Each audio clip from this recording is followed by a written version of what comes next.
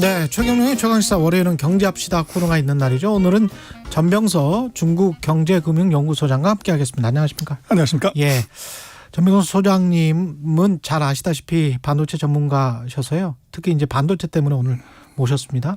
그 미국의 반도체법 관련해서 세부 조항 뭐 이것저것 뭐 우리한테 무리한 요구를 많이 하는데 가장 심각한 건 뭘까요? 딱 두 가지입니다. 예. 그 정보 접근권이죠. 정보 접근권. 두 번째는 이제 가드레일 조항이라고 중국에 투자하지 마라. 투자하지 마라. 그렇죠. 그래서 10년 동안 5%. 예, 10년 예. 5%라는 건 뭐 의미가 없는 얘기고요. 그래서 뭐 제일 중요한 건 우리나라 중요한 정보의 미국 유출. 이제 그게 뭐 그 엑셀 시트를 보면 그 보고서 포맷을 미국 상무부가 이제 만들었어요.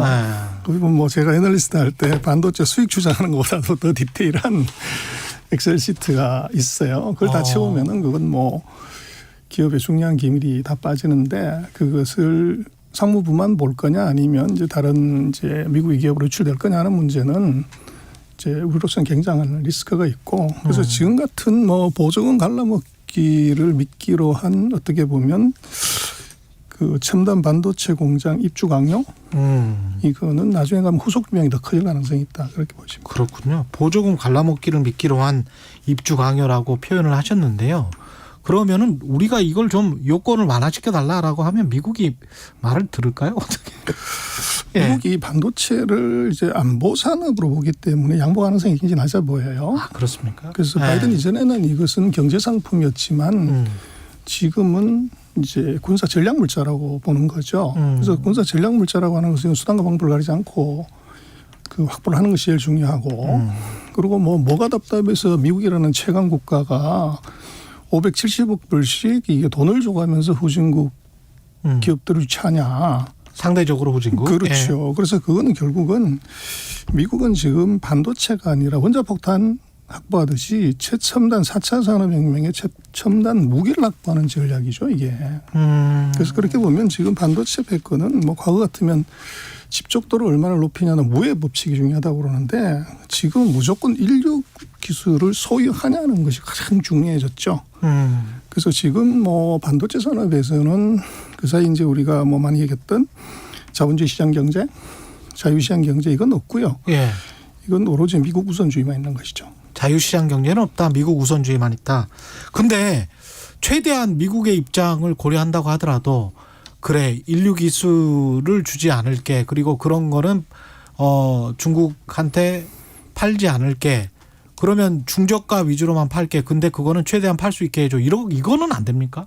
그래서 그것을 원하는데 실제적으로 지금 요구하고 있는 것 자체를 놓고 보면 우리는 중저가를 팔아갖고서는 뭐 수익을 남길 수 없는 이제 산업 구조고 그건 중국 정도가 할 수 있는 거죠. 그래서 거기서 이제 우리로 놓고 보면 그 미국의 공장 투자해서 그 이익 나면 이 이익을 이제 다시 또 쉐어링해야 되는 문제가 있어요. 아, 그렇죠. 또. 그래서 그렇게 보면 이거 초과이익 공유. 그렇습니다. 그래서 원가가 우리도 지금 인당소득 33,000불에도 반도체 원가가 높은데 75,000달러에서 이 원가가 안 맞게 돼 있죠. 그럼 거기서 이익이 나더라도 쉐어링하게 된다고 그러면 이건 뭐 실속 없는 대릴 사위 아닌가 그렇게 볼 수밖에 없을 것 같아요. 야, 오늘 말의 향연이네요. 여러 가지 좋은 말씀이 많이 나왔는데 그러면 듣고 보니까 중국 쪽에 시장과 매출 뺏기고 미국과 유럽 쪽에는 고부가가치 특히 미국에는 그 이익도 공유를 해서 우리의 이익도 뺏기면 반도체 우리 기업들은 완전히 사면초가입니까? 그래서 이제 이게 보조금의 덫이라고 봐야죠. 보조금의 덫이다. 그렇습니다. 그래서 미국이 뭐가 답답해서 엄청난 돈을 이제 주냐 하는 것은 물고기가 언제 잡히냐 그럴 때 미끼 물 때 잡힌단 말이에요. 그렇죠. 그래서 우리가 딱 지금 그런 상황이고요. 그러나 미국이 정말 타겟팅하고 있는 한국은 아닐 것 같아요. 아, 그렇습니까? 이것은 이제 우리는 뭐 우리 삼성이 잘하고 있지는 있지만 파운드리에서 세계 1등은 기술이나 생산 캐파나 뭐 여러 가지 측면에서 TSMC예요. 그렇죠. 그래서 아까 말씀드렸듯이 미국이 보고 있는 이 반도체는 전략 물자이기 때문에 1등을 확보하면 되는 것이지 2등까지 뭐 그러는데 결국 마라톤에서 우리 한국 같은 경우는 페이스메이커 일 1등을 반드시 끌고 오려고 하면 만약에 1등이 딴소리하면 예. 2등을 쓰겠다고 하는 이제 카드로서 한국이 이제 중요해진 것이지 사실은 타켓을 보면은 이것은 뭐 누가 더 걱정이냐 그러면 사실 TSMC가 더 걱정이죠. TSMC 회장은 막 반발을 했더라고요.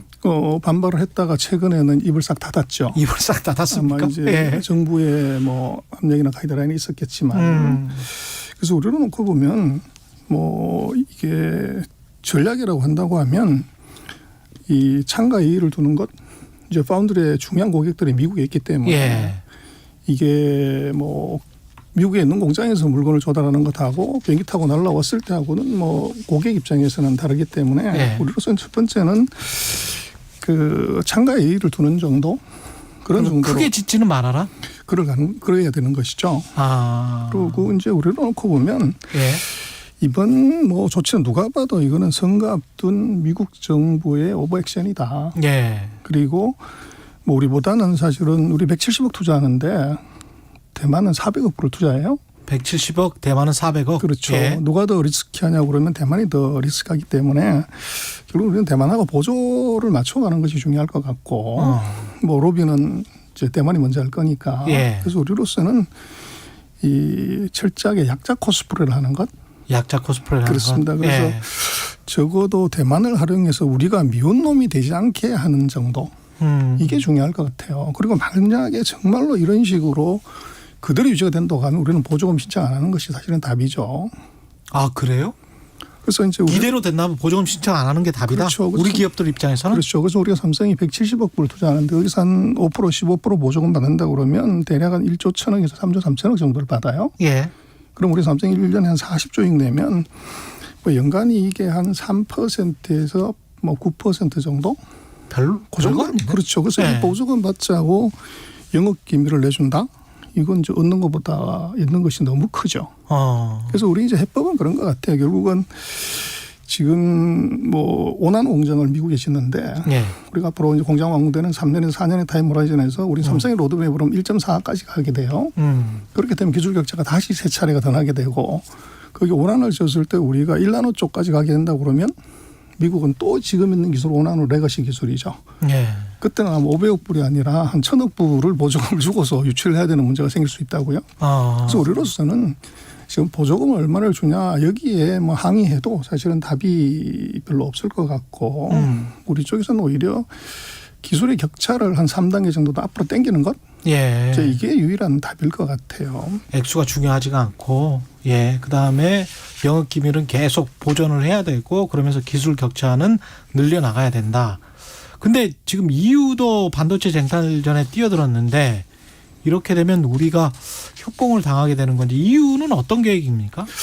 EU는 약간 우리 미국하고는 다른데요. 예. 그래서 EU 같은 경우는 뭐 전체 반도체를 한 20% 소비한다고 하면 자기가 만드는 게 10%밖에 안 돼요. 그래서 이제 갭이 굉장히 큰 거죠. 예. 그리고 뭐 EU 같은 경우는 핸드폰이나 노트북이나 서버를 만드는 쪽이 아니라 주로 자동차 쪽이 많기 때문에 지금 미국이 요구하는 거는 약간 달라요.